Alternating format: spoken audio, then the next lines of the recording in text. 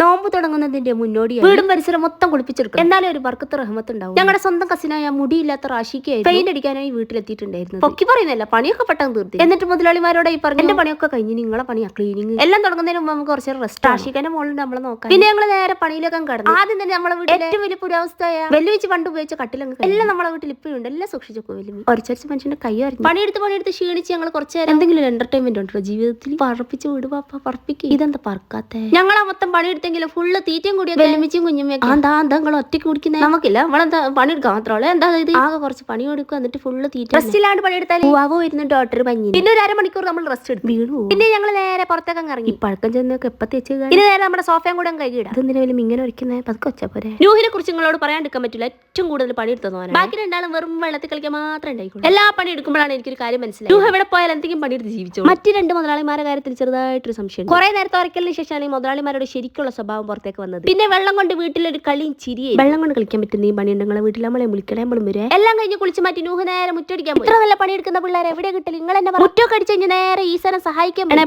പത്തോ അവിടെ കൈ കിട്ടാ കൈകി എല്ലാം കഴിഞ്ഞ് ഞങ്ങളെ വീട് കൂട്ടപ്പനായി. പിന്നെ തീയും കൊളുത്തി നേരെ തറ ബിസ്കരിക്കാൻ അങ്ങ് നോമ്പോടെങ്കില്ല നിസ്കരിക്കണ്ടേ. ലൈക്ക്